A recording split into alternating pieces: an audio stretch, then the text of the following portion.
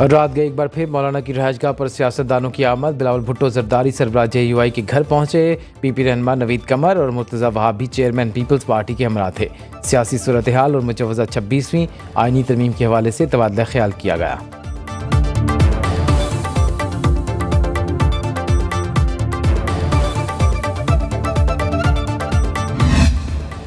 आईनी अदालत को बेंच का नाम दें या कोई और, लेकिन मुतालबा हमारा मानना पड़ेगा। बराबरी की अदालत बनाना पड़ेगी। इस सानह कारसाज के 17 बरस मुकम्मल होने पर बिलावल भुट्टो का हैदराबाद में जलसे से खिताब।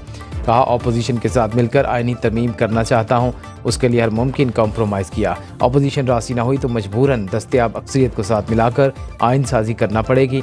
अब हम मजीद इंतज़ार और कॉम्प्रोमाइज़ नहीं कर सकते। इस्लामाबाद से आईनी बेंच को बनाकर लौटूंगा।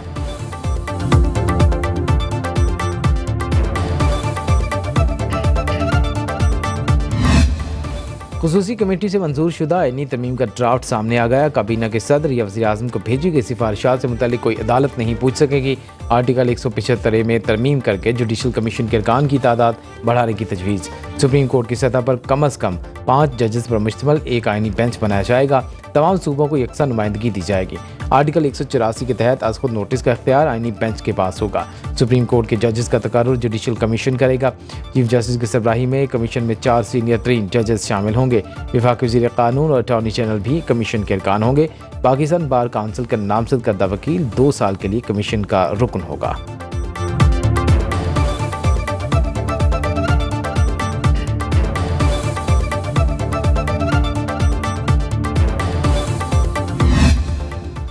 वज़ीर आज़म शहबाज शरीफ की ज़ेर सदारत वफाकी काबीना का इजलास आज सुबह 9:30 बजे तलब। 26वीं आईनी तरमीम की मंजूरी दिए जाने का इम्कान। सेनेट का इजलास 11 बजे और कौमी असम्बली का इजलास दोपहर 3 बजे तलब। वफाकी काबीना से मंजूरी के बाद आईनी तरमीम का मसवदा पार्लियामेंट के दोनों ऐवानों में पेश किया जाएगा।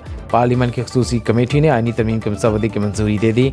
सेनेटर इरफान सदीकी ने कहा, पार्लिमानी कमेटी में कोई इख्तलाफी वोट नहीं आया, मिलजुल कर आईनी तरमीम करेंगे।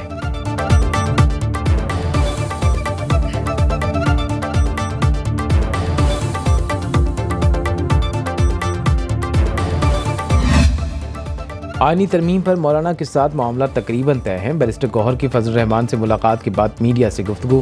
कहा, उम्मीद है आज बानी PTI से मुलाकात होगी। उनके मशवरे के मुताबिक हम अपना ऐलान करेंगे। हुकूमत की तरफ से आज चौथा मसवदा मिला। हमारी मीटिंग जारी थी कि मसवदे की मंजूरी की खबर आ गई। बिलावल भुट्टो की मौलाना फजल रहमान के घर बैरिस्टर गौहर और दीगर PTI रहनुमाओं से मुलाकात। बैरिस्टर गौहर की बानी PTI से मुलाकात की यकीन दहानी कराई।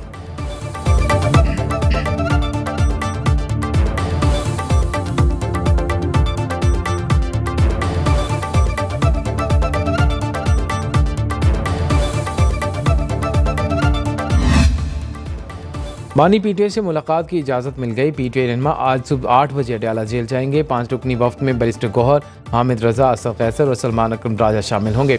बैरिस्टर अली जफर कहते हैं, बानी PTI जो कहेंगे वो करेंगे। सुनो न्यूज़ के प्रोग्राम पर अक्स में गुफ्तगू करते हुए PTI रहनुमा अली मोहम्मद खान ने कहा कि 26वीं आईनी तरमीम पर वोटिंग के वक्त कौमी असम्बली में PTI के 5 अरकान मौजूद होंगे।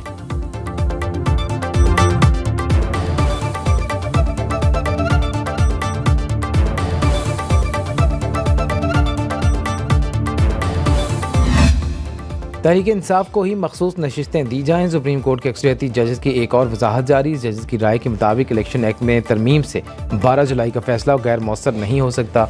इस मामले पर कराची और इस्लामाबाद चैम्बर्स में समाअत हुई। इलेक्शन कमीशन की दरख्वास्त पर 8 जजेस ने दूसरी बार वजाहत जारी की। ज़राए के मुताबिक जजेस की वजाहत के बाद इलेक्शन कमीशन मखमसे का शिकार, मुअत्तल अरकान की बहाली से मुतल्लिक किसी फैसले पर ना पहुँच सका। इलेक्शन कमीशन का मुशावरत जारी रखने का फैसला।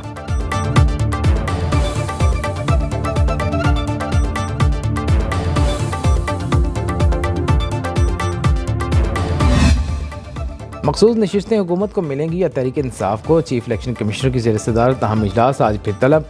ज़राए के मुताबिक कानूनी माहिरीन ने इलेक्शन एक्ट पर अमल दरामद का मशवरा दे दिया। कहा, इलेक्शन एक्ट में तरमीम के बाद सुप्रीम कोर्ट का हुक्म गैर मुअस्सर हो गया। पार्लियामेंट के मंजूर करदा कवानीन पर अमल दरामद हर इदारे पर लाजिम है।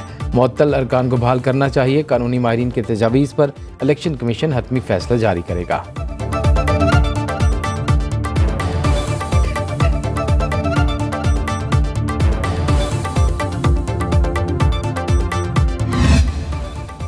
हमास ने इसराइली हमले में अपने नए सरबराह याह्या सिनवार की शहादत की तस्दीक कर दी। सीनियर रहनुमा खलील अल-हया ने कहा कि शहादत से हमारे हौसले पस्त नहीं हुए।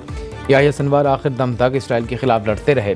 सहूनी जारहियत के खिलाफ जंग जारी रखने का ऐलान। इसराइल ने रफा में कार्रवाई के दौरान याह्या सिनवार को शहीद किया। गजा में शहीद हमास सरबराह की गायबाना नमाज जनाजा अदा।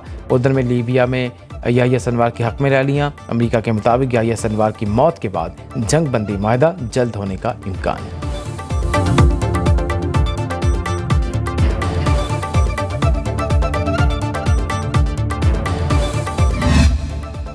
अमेरिका में कैद डॉक्टर आफिया सिद्दीकी की रिहाई के लिए वज़ीर आज़म शहबाज शरीफ का अमरीकी सदर को ख़त। इस्लामाबाद हाई कोर्ट में एडिशनल अटॉर्नी जनरल ने आगाह किया। ख़त में अमरीकी सदर से डॉक्टर आफिया सिद्दीकी की सज़ा की मुआफ़ी की दरख्वास्त। वज़ीर आज़म ने लिखा कि आपको हमेशा पाकिस्तान और पाकिस्तानी अवाम का दोस्त पाया। अपना आईनी इख्तियार इस्तेमाल करते हुए इंसानी बुनियादों पर आफिया सिद्दीकी की रिहाई का ऑर्डर करेंगे। मेरे साथ डॉक्टर आफिया की फैमिली और लाखों पाकिस्तानी आपकी इनायत के मुंतज़िर हैं।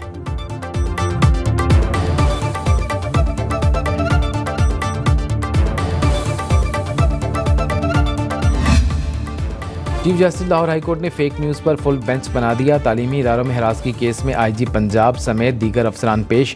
चीफ जस्टिस ने कहा, निजी कॉलेज का वाक़या पुलिस और सिस्टम की बड़ी नाकामी है। आईजी साहब, क्या आपने वीडियो वायरल होने से रोकने के लिए किसी अथॉरिटी से रब्ता किया?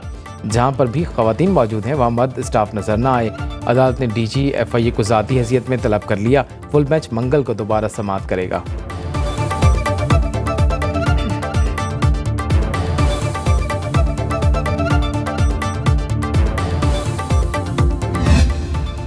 और मुल्तान के इलाके डेली गेट आगापुरा में धमाके से मकान की छत गिर गई। खातून समेत 3 अफराद जाँ भाग, 3 शदीद जख्मी। पुलिस के मुताबिक 1.5 मरले के घर में आतिशबाजी का सामान बनाया जाता था।